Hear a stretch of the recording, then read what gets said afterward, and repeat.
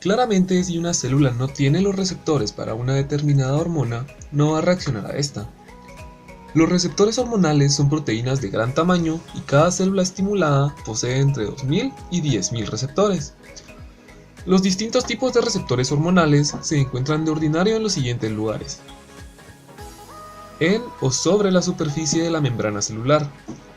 Estos son específicos sobre todo para hormonas proteicas, peptídicas y catecolaminas. En el citoplasma celular. Aquí suelen encontrarse los receptores para hormonas esteroideas. Y en el núcleo celular. Aquí encontraremos receptores para hormonas tiroideas. Se cree que están unidos a uno o a varios cromosomas. El número de receptores no permanece constante, sino que varía de un día a otro o incluso de un momento a otro.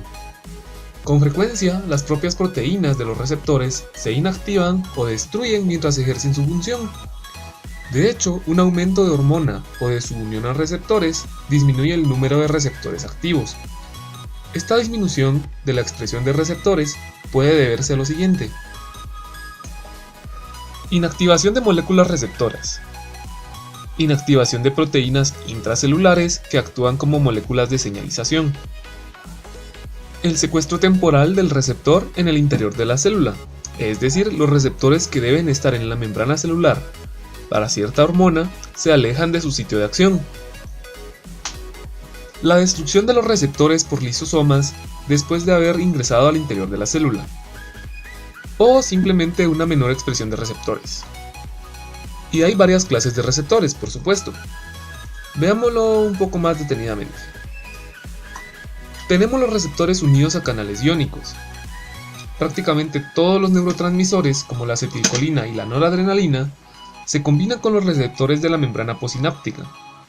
Esa unión produce un cambio estructural en el receptor que suele consistir en la apertura o cierre de un canal para uno o varios iones. Y el movimiento de iones a la célula posináptica produce los efectos. También están los receptores unidos a proteína G. Muchas hormonas activan receptores que regulan de manera indirecta la actividad de proteínas efectoras. Esto ocurre por la unión a grupos proteicos en la membrana de la célula, llamados proteínas heterodiméricas de fijación a GTP, o proteína G para simplificar. Se conocen más de 1000 receptores acoplados a proteína G, los veremos uno por uno. Bueno, no, en realidad no. Todos los receptores acoplados a proteína G poseen 7 fragmentos transmembranosos que forman un asa. Algunas partes del receptor sobresalen hacia el citoplasma celular y se acoplan a proteínas G triméricas, es decir, con 3 partes. Las subunidades alfa, beta y gamma. Cuando una hormona se une a la parte extracelular del receptor, esto provoca un cambio por el cual la proteína G trimérica, unida a GDP, cambie el GDP por GTP, lo que hace que la subunidad alfa se disocie del complejo trimérico y se una a otras proteínas de señalización, aunque al final las señales intracelulares inducen apertura o cierre de canales iónicos o modifican la actividad de enzimas del citoplasma celular, como la adenilato ciclasa o la fosfolipasa C.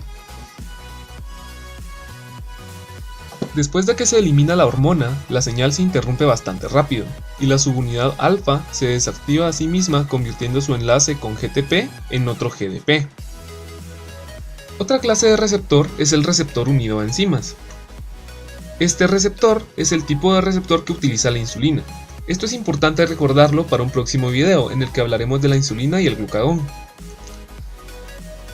Estos receptores son proteínas que solo atraviesan la membrana celular una vez, en lugar de...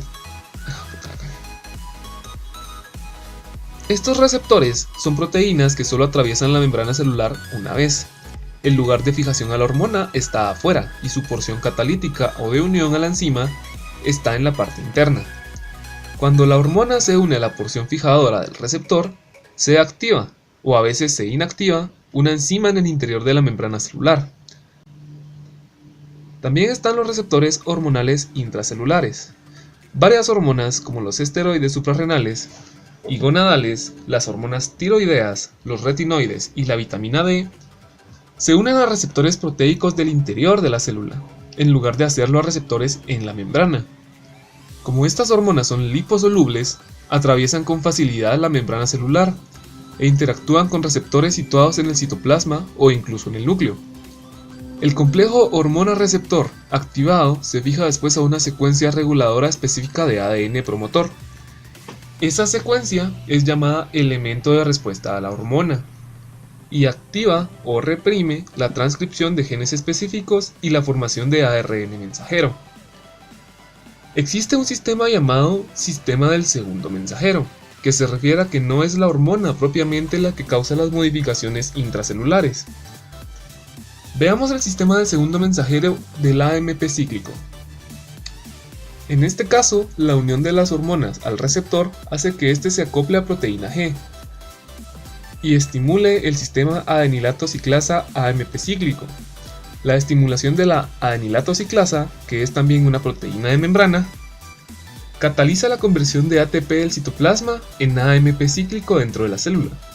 El aumento del AMP cíclico hace que se activen proteínas sinasas dependientes de AMP cíclico, que fosforila proteínas específicas de la célula y al final esto produce los cambios. Algunas hormonas que usan este sistema de segundo mensajero AMP cíclico son la angiotensina 2, la calcitonina, las catecolaminas en receptores beta, las corticotropinas, la gonadotropina coriónica humana, el glucagón, la secretina, la somatostatina y la vasopresina, aunque aún hay otras. Otro sistema es el segundo mensajero de la fosfolipasa C. En este caso, los receptores transmembrana inactivan la fosfolipasa C. Esta enzima cataliza la degradación de algunos fosfolípidos de membrana celular, en especial el bifosfato de fosfatidilinositol, o PIP2, para abreviar.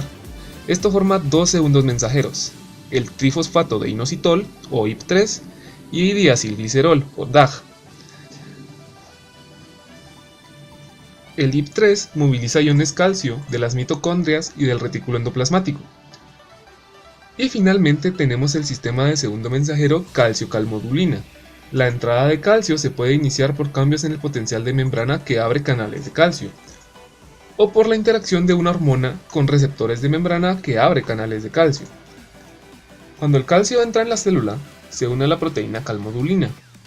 Esta proteína posee 4 lugares de unión con el calcio, y cuando 3 o los 4 se unan al ion, la calmodulina cambia de forma e inicia múltiples efectos en la célula. Otro mecanismo hormonal, especialmente de hormonas tiroideas, consiste en provocar la síntesis de proteínas en las células efectoras. Otra clase de receptor es el receptor unido a... Ah, está temblando. Joder, sí está temblando. Ok.